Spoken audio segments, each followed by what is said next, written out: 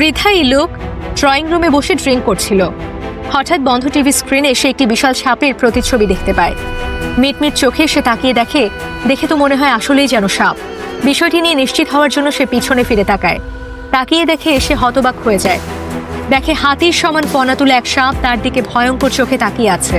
সাপ তাকে আক্রমণ করতে আসলে সে ছিটকে পিছনে পড়ে যায়। সে এত ভয় পায় যে হাত পা কাঁপতে থাকে। এই সাপটার লেজটা অনেক লম্বা, দেখে মনে হয় কম করে হলেও 10 মিটার। বুড়ো সাপকে দেখে পেছাতে থাকে, কিন্তু সাপটা আস্তে আস্তে তার দিকে এগিয়ে আসে। তখন সে বুঝতে পারে সাপের থেকে সে পালাতে পারবে না। আর এরপরেই সাপটা বিশাল এক হা করে ভয়ঙ্কর ছোবল মারে বুড়োর গলায়। আসলেই ঘটনার শুরু কয়েকদিন আগের এক গোপন ঘটনা থেকে। তখন দুই সুন্দরী ল্যাব অ্যাসিস্ট্যান্ট মেয়ে এক প্রাচীন বই দেখে সাধারণ এক সাপের বিষ দিয়ে এক জাদুর ঔষধ বানানোর চেষ্টা করছিল। কিন্তু হঠাৎ রাসায়নিক বিক্রিয়া থেকে তৈরি হওয়া আগুন থেকে তাদের ল্যাব আগুনে পুড়ে যায়। ল্যাব প্রধান দ্রুত ছুটে আসে আগুন নেভাতে, কিন্তু ল্যাবের দরজা খুলতে গেলে আগুন ছড়িয়ে পড়ে আর পুরো ঘর বিস্ফোরণে উড়ে যায়।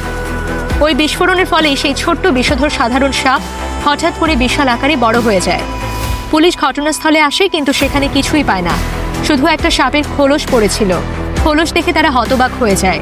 এত বড় সাপ তারা জীবনেও দেখেনি। বোঝা যায় সাপটা কম করে হলেও 1000 কেজি ওজনের।